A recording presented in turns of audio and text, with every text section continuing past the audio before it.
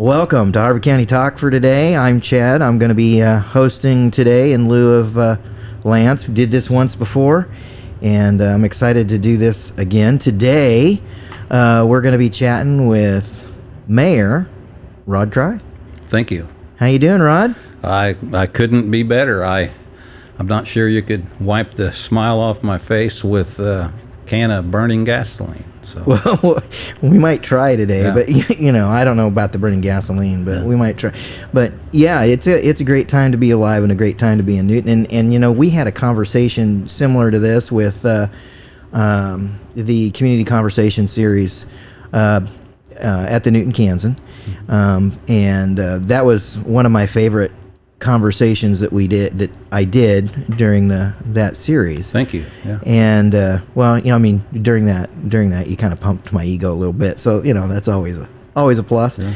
But it just struck me. I made a comment to Lance here a little while ago that there's some things that have been going on in our governmental agencies, multiples, that I think need some further explanation, because there's just a lot of people out there that are just very uninformed about what's going on, who does what, who's responsible, all of it, right? Mm-hmm. And some of that being uninformed and just not understanding why things are important or a big deal has reared its ugly head pretty good over the last 24 hours. Thanks to people not understanding how big of a deal GAF is, which you and I worked together to make sure that came out, and very thankful that occurred. They're going to break ground, Yeah. and this is an absolutely big deal, and I think that's probably part of why you're smiling so much right now, right? Yeah. That probably has a little bit to do with it. Yeah. So in your words, how big a deal is this? Well, if you take the whole Wichita metro area Mm-hmm.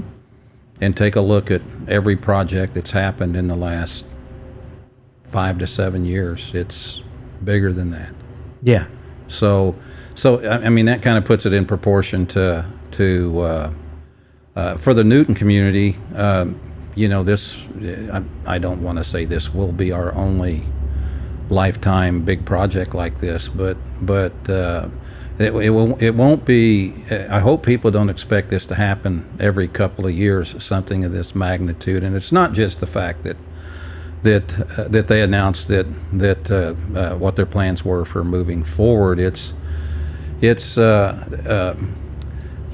talked about this culture that the city's trying to create, and I don't know how many times I've talked about how important it is for your city leaders to form a culture that people feel like they can thrive in.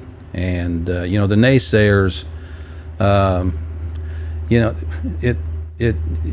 don't want to say anything bad about them. I know. I mean, they're good people too in their own world, but it is hard for them to find a way or even take the time to understand the significance of this, and they continue to point out bad things that appear to be a problem that like you said are so far from being the problem. But for example, industrial revenue bonds. Yeah. Now IRBs are going to be a big part of GAF. They're also a big part of literally every announcement that's come, because it's not just GAF. It's the whole state of Kansas. It's Hillsborough Industries. Yeah. When we're looking locally, we're Yeah. talking Hillsborough Industries, CD Customs, Air Capital Investments, all of those places that we're expecting to see start going vertical exactly very quickly. Right. Yeah. They've all gone through that IRB process. They have. And we've heard sort of that, let's call it kickback on the IRBs every time. So let's talk that IRB process. Well, it's a process afforded to us by state legislation that it's an economic development tool that literally everybody uses everywhere. And there are people that are against it. In fact, there's been a bill presented that won't gain any traction, I don't think, that effectively does away with the ability to use IRB financing for financing local industrial development. And what happens is a firm comes in, a financial firm, and they package this bond package, and the city has to go through a process to approve all of that. But effectively, based on the strength of the company, they package these bonds, and most of these bonds are bought by financial institutions because they offer federal and state tax-free interest that's paid on these bonds.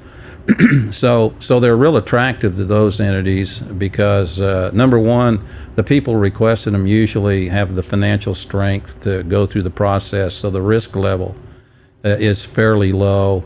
Number two, these bonds are rated by somebody, and if they don't have a very high bond rating, they're not going to get sold. And number three, banks are always looking for a higher return on their investment. So when you add back the tax effect that they would have paid if they would have invested in something else, then it's a good investment for a bank in their long-term portfolio. So there's absolutely zero risk to the city of Newton. There's zero risk to city taxpayers. It's a transaction completely outside of the city of Newton. All we do is approve the bonds. They are issued in the city name, and the way the title is to the property is the city is on. A lot of times you'll look on a property map and you'll see that it says the city of Newton on there as the owner, and when the bonds are paid off, then that deed goes back out of escrow to the business, and all is good. So we're not doing anything that anybody else doesn't do. In fact, there are people that are against industrial revenue bonds. I never have really figured out why, but everybody does them. So if you're competing with Hutchison on a project and they're issuing IRBs and you're not, then you're at a disadvantage. Along with the IRBs comes a 10-year tax abatement, and it's just part of the process. So people get upset about tax abatements too, and if you paid much attention to some of the posts on Facebook, which I don't pay a whole lot of attention to, but I do like to know what the public is saying. There's a misconception there too. I mean, when that property right now is being taxed at a certain rate. Correct. It's farmland, and I don't know what the taxes are on the 230 acres of GAF property, but it is a number, and that number will stay the same all during the tax abatement. They will still pay that amount of tax over that 10-year period, and at the end of the 10 years, that number kicks in. The big number kicks in, and they're taxed on the full value of their property. So it's really like it's really like you're not getting that money now. And if you don't give the tax abatement, you're never going to get that money. Correct. So we have to wait 10 years for it. But what people don't understand, with this, back to this culture again that I was talking about, it's like a culture of winning. Once you start getting noticed, you get a lot more looks by other people that might be interested in coming to your community. People say things like, like even the Kansas Department of Commerce, like talking there the other day, and it's like, what are you guys doing down there? It seemed like your name just keeps popping up and popping up and popping up, and it's because we've been very intentional with trying to create this culture from which we think people can thrive in. Not just the companies looking at us, but once you get the vacuum of people coming to Newton that we have right now. There's going to be more announcements here before too long of other things that are happening, and it's because people have noticed. And with that, some people think comes competition. For me, I feel like when you get the vacuum coming, it's like even all the existing businesses, there's going to be more shoppers, and they're going to have more chances to sell their goods. So it's like a circle. It's like a circle that the commissioners totally understand. Economic development totally understands that you don't know where you're going to plug in first. I mean, the fact that that GAF started announcing things did start happening then. More houses started getting built. Right. Do you build the houses first and hope somebody notices? Nobody's smart enough to figure out where that starting point is, but the circle's there. So you just start plugging things into that circle, and before you know it, good things happen. So, well, and I think the housing expansion is incredibly important to consider here. I mean, one of the things that I've been saying to people is, they're getting a tax abatement, which, by the way, most people don't understand how it works. But they're getting a tax abatement. So where are we going to be able to expand our tax base? Well, the answer, residential. It is. Yeah. And and if you don't believe, I'm gonna throw something at you. Our unemployment rates have been at historic lows for months. Okay, at one point we almost got down to 2%. Mm-hmm. Okay. And if you go below about 3.5%, that's what economists call full employment. Right.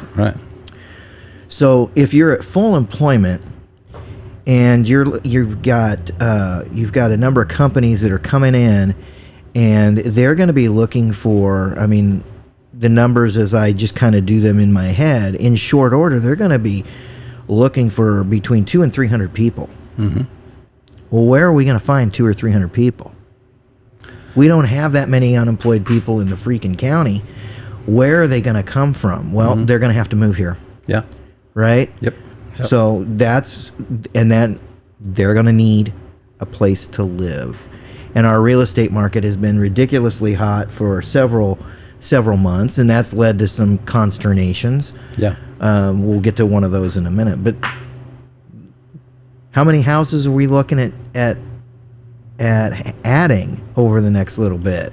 Well, the last time I counted, it was of plats that people submitted and discussions that the cities had with. It was 850 plus houses. Wow. that we. I think that's probably over 1,000. Yeah. Now. Well, and Fox Ridge is sort of the big elephant that is moving all of those numbers, because they're in the hundreds by themselves. Right. And I know that there's people who are upset about that, but you straight up can't control your neighbors. No. You just can't. And this community is going to need all those houses. Yeah. Right. Yeah. One of the things that has been the result of that really hot real estate market is rising appraisals. Right. Yeah, I've got a few emails. Yeah, I'm sure you have. The county sent those notices out about 2 weeks ago. Yes. Yeah. Mine went up a little over 12%. Okay, so you were probably ahead of the averages. And did you make any improvements to your home over the course of the last year and a half? I have not. You have not. No, okay. No. All right, because that all factors in too. Yeah. It's kind of as you were talking about how the tax abatement works. Mm-hmm. One of the things that kept coming to my head was that there's a rate that you pay for the property you own based on what it is right now. Yeah. And that is also balanced against what it was a year ago. Yeah. Right? So if somebody put a third bedroom into their home, their appraisal is going to go up. If they get caught. Yeah, if they get caught. Yeah. Right? And you should be getting a, construction permit. When you get a building permit, you will get caught. Yeah. So, and you should get a building permit, because So if you get Yeah. Yeah, but the reason that's important is the Harvey County assessments for residential went up on average 12.05%. Yeah. That number is different for homes that had no improvements made to them. Right. So your home had no improvement, but it still went up that amount. Mine, I've always thought mine was a little low. Yeah. But of course, I wasn't going to argue. Well, no, because when you buy it, and on tax time, you want that thing to be as low as possible, right? But it's when you sell it that you want it to be as high as possible. Worth a lot. Right? So unimproved properties were 11.29%. Yeah, okay. And straight up, those are some big numbers. Yeah. So, there's so many confusions because people are just not terribly informed. What role did the city have in those property assessments?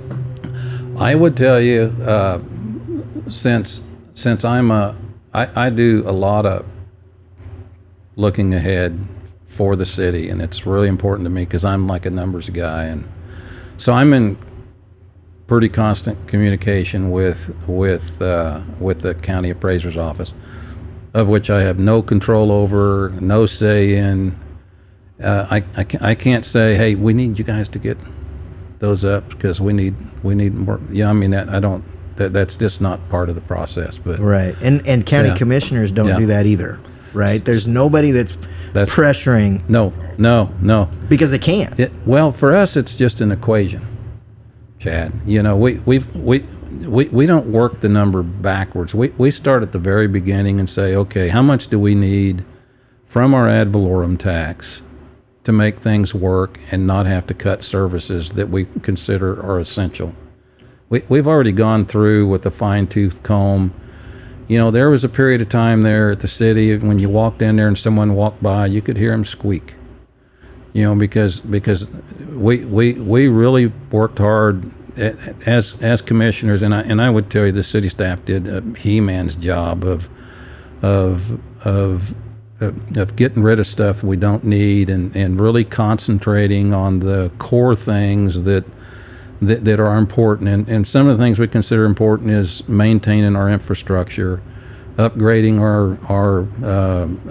our sewer and water delivery and exit systems. And we weren't willing to sacrifice there. But we take all that and we figure it out and we come up with a number.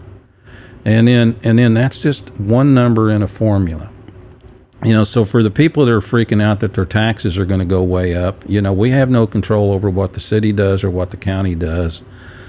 But if your appraisal went up 12%, that doesn't mean your taxes are going to go up 12%, because we start with that number, the dollar number that we need to make things work.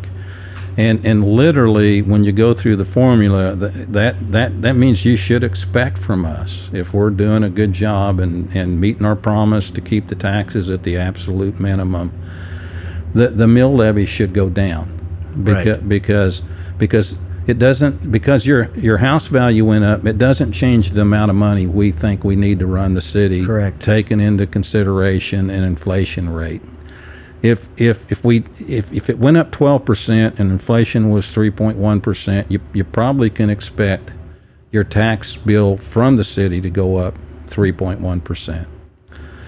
That's just to continue providing the same level of expenses, and that's why we go back to economic development and commercial development. If the theory behind a city maintaining their low tax structure or a lower tax structure, and the reason ours isn't as low as we want it to be is because we haven't done this in the past. We were stagnant for 30 or 40 years. When that happens, inflation eats your lunch. And but the theory behind keeping your tax at a level amount over a long period of time is growth and new growth. If you don't have new things coming to town that are adding to the tax base that create new tax revenue, and in GAF's case from other things that spin off of it and all these new houses that we're talking about, then your taxes have to go up in order to cover that cost of inflation, or we got to go down to the police station and say, hey, you got to let 3 people go, and firemen, it takes you 4 minutes to get to a fire, and I think we could be satisfied with 6. We just don't want to do that. So really, your only option is growth. You've got to promote growth to cover the increase in the cost of doing business, and you can kind of warp that into city utilities and everything. I did a PowerPoint at a city presentation back in August of 2022, talking about if you take a look at our expenditures, they've never been out of line. They're what a city our size should be. But if you take a look like at the city of Hutchinson compared with the city of Newton, one mill there raises over $300,000. And it's because of the growth that they've had, the new growth that they've had. One mill in Newton raises about $160,000. Right. So they do have more people there, but on a per capita basis, everything is pretty much equal.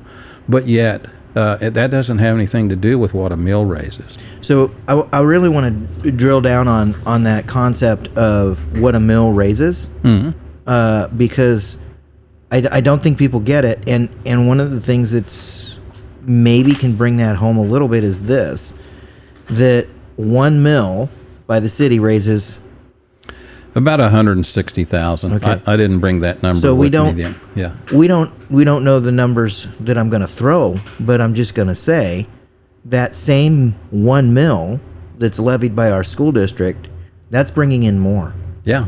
Because they have more property. That's exactly right. That one mill that is levied by Harvey County brings in more because they have more assessed property. Yes. I mean, the 2024 assessed property total for the county is $339,770,000.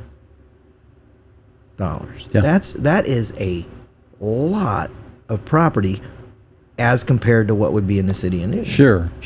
Probably double or more, which means that one mill is going to bring in double or more. Yeah, and it's always been interesting. We've had commissioners that kind of tease us about how many mills we have compared to theirs, and if we could tax the same people they taxed, we would need less mills too. So. Yeah. And I think the revenue neutral rate comes to play as well, and I'm assuming that the bill you hinted at brings the revenue neutral rate to play. Because there's that bill that has been going around that says that if a city issues IRBs or tax abatements, then they have to observe the revenue neutral rate. Yeah, which is insanity. Yeah. So what that revenue neutral rate would do is fix you at the same revenue.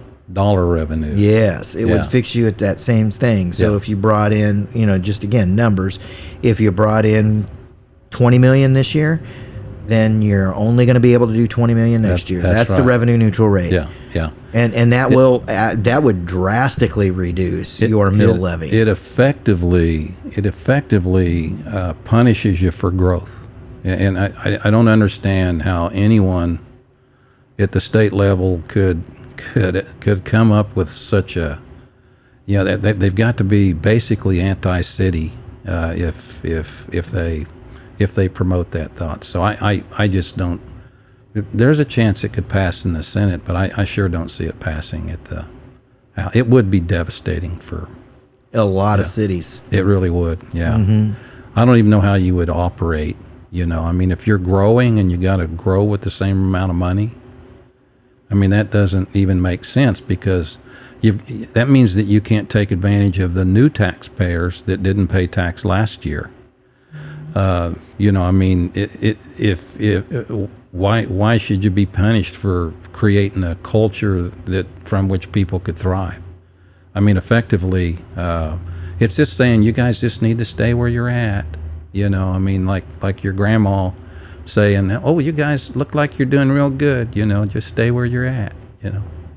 Well, and one of the things that is hitting my head right now is, basically what you're doing is you're saying don't spend anything else, no more, okay, and you're doing that in an inflationary market, and let's be honest, we have seen absolutely massive inflation over the last couple of years, but can you point to the calendar? Anybody, and this is not a challenge that I'm putting on you, Rod. I'm putting this on anyone. Yeah. Point to some calendar and show me any year, any year in my lifetime, your lifetime, where inflation did not occur. We went for a period of time where it was really low, but it was still going on. It has to happen. Yeah. It just does. So, yeah. So, and the reason inflation is important is because we're just coming off of this time period.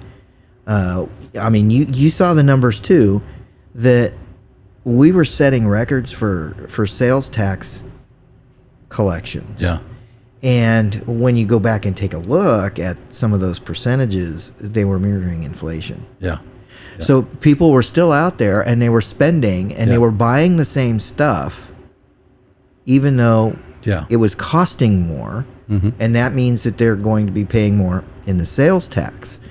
It's the same in the housing market, man. Yeah. The housing market has gone nuts, and the prices have just gone crazy, but people are still buying. Yeah.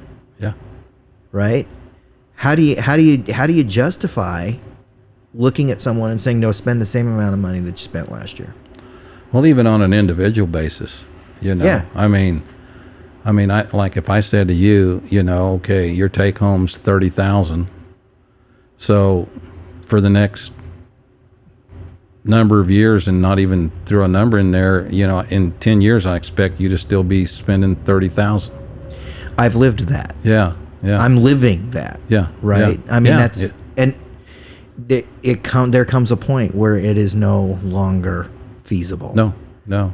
And either somebody's going to have to kick me some more, or I'm going to have to go find a second job or a third job. Yeah. In order to keep the same standard of living. Yeah. Because it just doesn't work anymore. And then waxing strictly to personal finance, and then you've got on top of that, during that time, you can pick your time period. Let's say 5 years, right? Where 5 years your employer has looked at you and said no, no, and no. And the other thing that they're doing is, oh, by the way, your health insurance is doing this. Yeah. And, premiums have, in some cases, doubled and tripled in 5 years. Yeah. Holy cow. That's a absolute trap that people have been put in. It's just ridiculous for us to expect our cities and our counties to put themselves in the same trap. Well, and we have lots of employees, and the fact of the matter is now, there's a lot more good jobs out there than there are good employees. So if you've got good employees and you're not paying them a competitive salary, there's lots of other places, and we've lost some good employees because they could go to, like, maybe the city of Derby figured it out, and it's like, hey, I'm going to go to the city of Derby and do the same thing and make $12,000 more.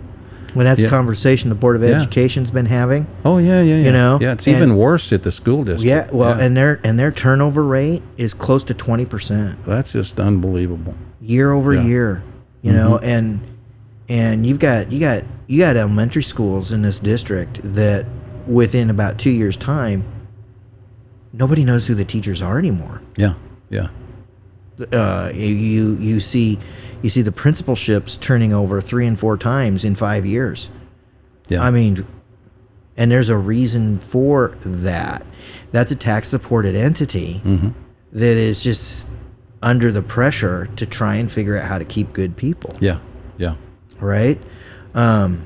We've strayed quite a ways, but so I want to go back. I had a little microphone snafu.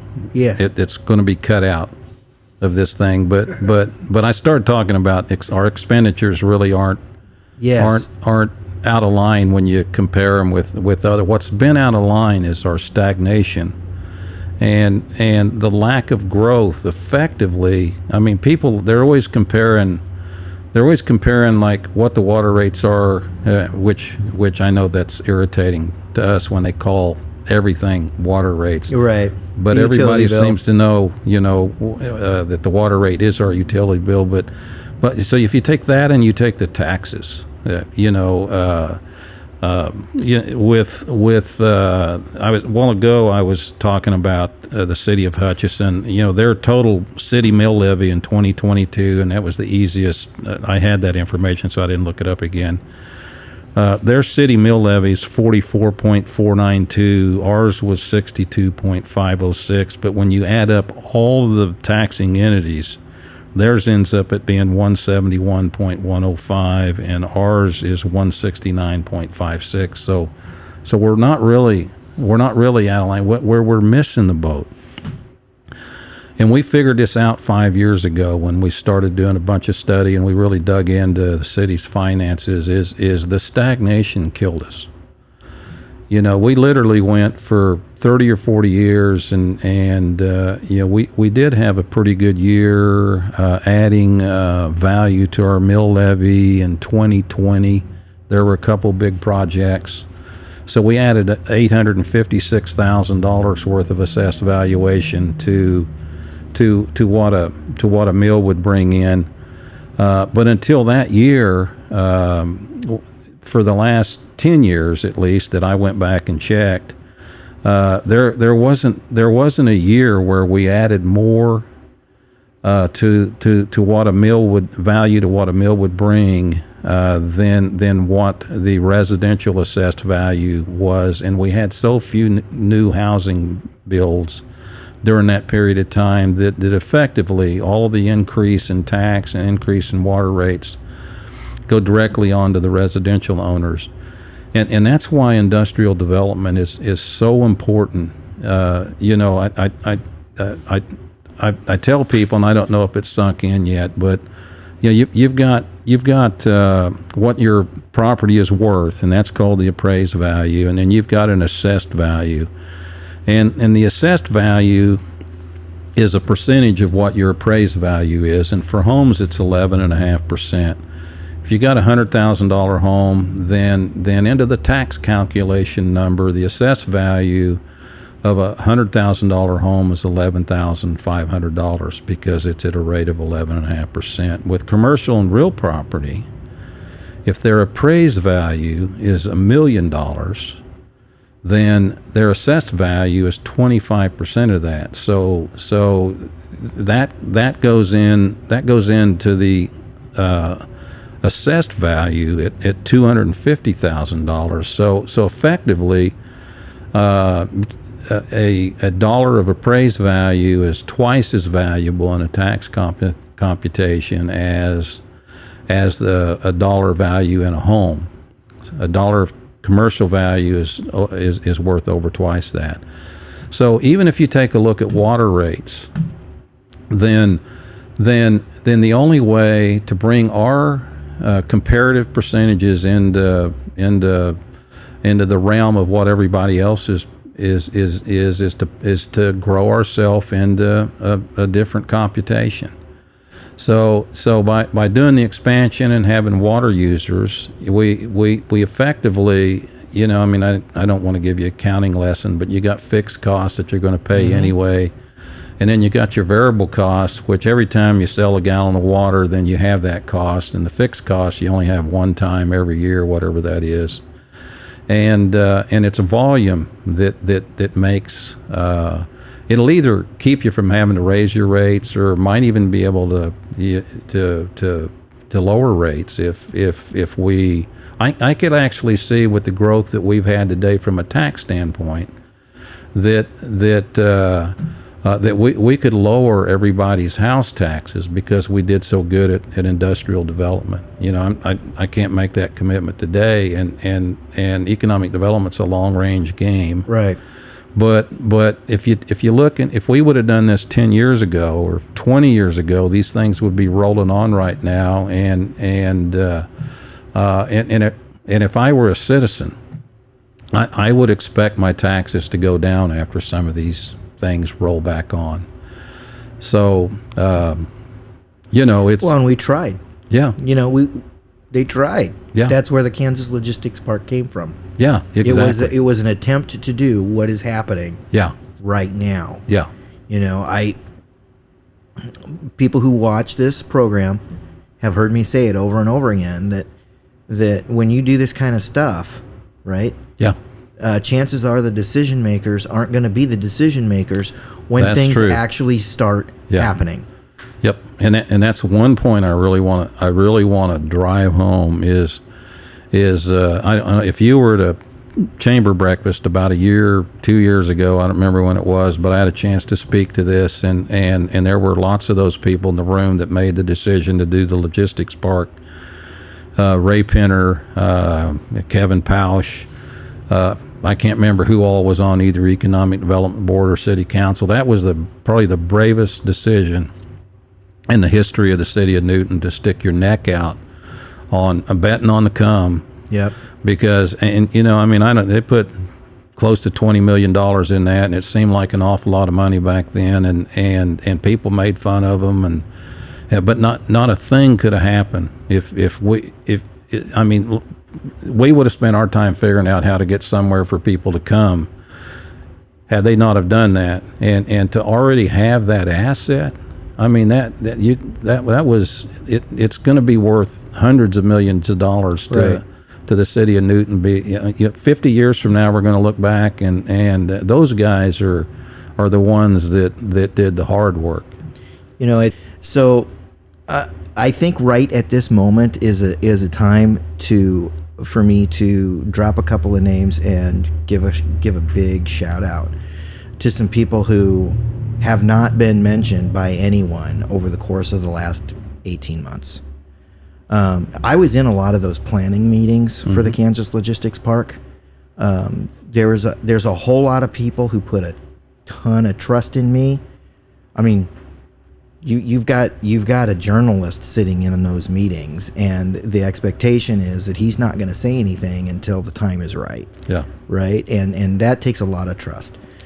But there's two people that quite honestly got kind of ridden out of town on a rail that led to all of this, and that's Mickey Finaro Dean, who was, I think, and still is, a Halstead resident. She was the head of the Economic Development Council at that time.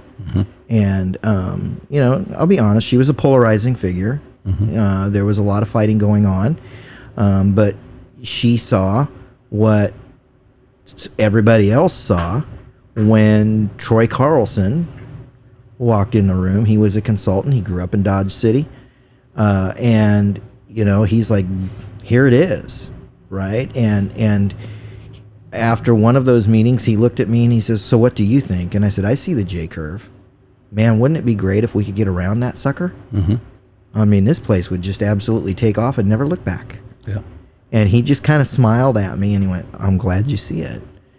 But those two people had a lot to do with where we're sitting right now. And it kind of goes back to one of those points that I continue to make, is that folks that enter into this work, and it's big dreams, big, huge ones, chances are they're not going to be around to see the fulfillment. Yeah. And neither one of them are.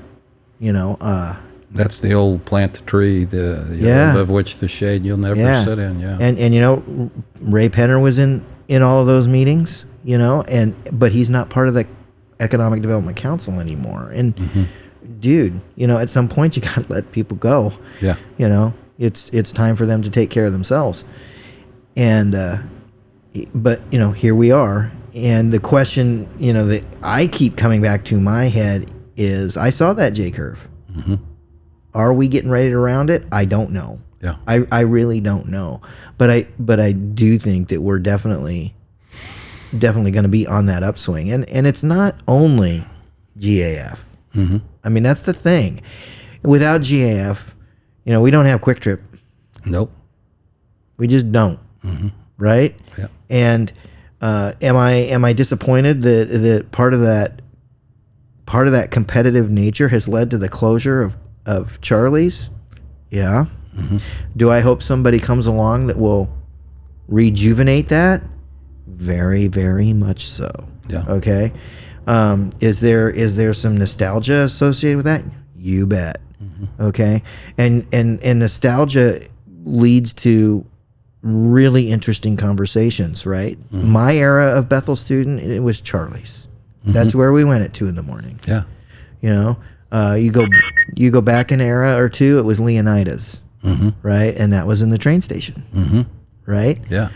Which is something that we better have our eye on, and I know you do because it's for sale, right? Yep. I mean, yep. What opportunity do you see when we start talking about one of our prime historic buildings downtown? The city's very interested in being a part of a process that would restore that to something that's a lot more than it is right now, and yes, we are talking to several different people. Yeah, and you can't talk about that with jumping into the Heartland Flyer and right. And the interesting thing is going to be I don't know if you saw the document that was put out. I can't remember who did it, showing the anticipated times that the trains were going to arrive here in Newton, and they. The interesting thing is, here in Newton, we would like for them to come, at 10 in the morning and then get on the other train about 3 in the afternoon. Hey, so I'd love to see a passenger train sitting in there every hour on the hour, but that just ain't going to happen. No, it isn't. So, but they've got to consider, like, when do people want to get into Kansas City and when do people want to get into Chicago? There's at least 4 of us and probably more before we get through at the end of April are going to hop on a train at 2:19 in the morning, I think it is, and head to Albuquerque, paying close attention to platforms and amenities close to various train stops between here and Albuquerque, and then we'll spend the night in Albuquerque and hop the train and come back. I plan a later trip. The train isn't going to wait on me while I get out and look at stuff. Right. So we're going to do our best to kind of observe that stuff and how people get on and off the train and how traffic flows and where the parking is and things such as that. So, but I plan a later trip just by car so I can actually spend some time at those train stations and it's amazing. You kind of start in a direction and how interested I get in train stations now. Sure. When I wouldn't have given 3 cents to. Wouldn't have thought about it before. No. But that's just who I am. I mean, is Vegas on your list? It is. There's still Vegas, a Harvey House. Vegas, New Mexico. Yeah, right. yeah. Well, when we told Zach we were going to go to Vegas, Las Vegas, he got really excited and then he found out it was Las Vegas, New Mexico, and it's like, oh, yeah. Well, the reason I bring up Vegas is Las Vegas, New Mexico is the Costatina Hotel that's there. That's the Harvey building. It is, yeah. Right, and the work that has been done there over the last 5 years is absolutely incredible. That's what Barth Haig's going to be our host. And wonderful. Barth is all things. Yeah, I mean, people don't know, but he's done so much for this town when it comes to trains, and still does. Yeah. He was the point man for this town for a lot of years, and he's one of those people that has never really gotten the credit he deserves for what he has done. No. I'm convinced the reason we still have the Southwest Chief is Barth Haig. Yeah. I mean, I have been convinced of that for quite a while. Yeah. So it's good to hear that name. Yeah. And he's still involved with Heartland Flyer project too. Yes, he is. Yeah. He's a big believer in the Flyer. His body's in California right now, but his heart's still right here. Yes. in Newton. So yeah. Yeah. So I think there's definitely some nuggets that can be had from that trip through New Mexico, because there's a number of really active folks that have really been instrumental in keeping the Southwest Chief moving forward. We're in a different environment now than we were probably 5 years ago, in that the tea leaves are reading like Amtrak really wants to continue the chief and they want to expand it. Yeah. 5 years ago, it felt very much like they were looking for any way they could to kill it. Yeah. And that's just the deal. As a matter of fact, I had a U.S. senator leak me a document, and it was about a plan to create a bus bridge from Kansas all the way through New Mexico. Yeah, I heard about that. Right? Yeah. And I've never said this publicly, but it strikes me that the file name of that document, which I was told repeatedly by the person who leaked it to me they did not change, was dismantling the national network.pdf. Wow. Think about that. Yeah. But now we're at a time where it feels like there's a much different commitment. In addition to the Heartland Flyer, just a couple of months ago, another one of those leaks came, and it was an overlay map. Mm-hmm. And that overlay map would suggest that 10 years from now, we might add another one. Yeah. In addition to the Heartland Flyer coming in to Newton. And that's all about accessing the Southwest Chief. Mm-hmm, mm-hmm. It would be great if they could take on frequency, but because they're using rented lines, I doubt that that's ever going to happen. That's the problem. Yeah. I think our best hopes is that maybe they'll put a daytime route to and from Kansas City, because then people could come from Kansas City down and catch that nighttime train back if they wanted to. Yeah. And the other thing about the train that again, people have heard me say this before, but so I just don't think it's a piece of information that just has not taken hold. Yeah. And it is how proud we need to be. That train station downtown is the busiest passenger train station in the state. Yeah. Yep. Okay. I mean, Kansas City's in Missouri. Mm-hmm. So it doesn't count on that statement. Right. We're the busiest one in the state. Yes. Right. And it's only gotten busier after the institution of that B line from here to Oklahoma City. Yep. It's only going to get busier if we actually get that train extended, because people don't want to ride the bus. They want to ride the train. Well, that's my two least favorite ways of travel. Well, and it made me change the way airlines are now. Maybe I should rethink this, but it seemed like every time I take the train, it's during Boy Scout season. Oh yes, and it's a mess. They're all headed down to Raton, New Mexico. Those kids are asleep during the day, and they become party animals at night. Yeah. They don't party the way I used to, but anyway, and then I've never gone anywhere on a bus. So to do both of those, like ride a train to ride a bus, I'll just rent a car. Yeah. Yeah. So. Well, we've covered a lot of ground, and there's a lot of reasons for us to Newton to be happy, right? I mean, exactly. Before I get off the train, I do want to throw a shout out to my old friend Senator Jerry Moran. We're talking trains, and Jerry he's done some really heavy lifting. He's been a real warrior for us. He really has, and he if I take a look at all the senators, probably Jerry more than anybody that I've ever known. I mean, he is a Kansan clear to the heart, and without Jerry, this train deal probably would just still be talking about it rather than kind of making plans of something good that's going to happen. So.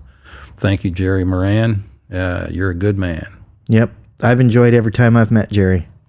The last time that I had any real conversation with him was, we were seeing 11 and 12% inflation, and everybody was complaining, and I didn't feel like anybody put their finger on why that was really going on. Mm-hmm. My neighbor's a truck driver. He was paying $1 a mile for fuel. Mm-hmm. You want to know where inflation was at? There it is. Yeah.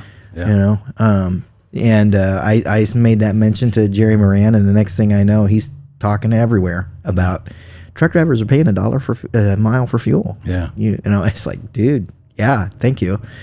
So he didn't ever credit his source. He didn't need to, quite honestly. Yeah. But, yeah. So good guy. Well, we've run the gamut, but I think one of the things we've done is we've really let people know why they need to be happy for our community right now.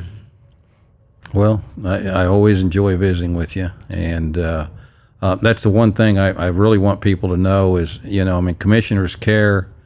We're always willing to visit with you. You know, don't start saying things you don't know anything about. Just call us. You know, we're always happy. We never do anything without a reason, and so we're here for you. We're here for the citizens. We do it. We do it because we love Newton. Well, thanks a lot, Rod. I'm going to cross-post this interview onto the Kansan.com, and we'll see what we can do to promote the heck out of it. Okay. Yeah. All right. Have a great day. Yeah. Thank you.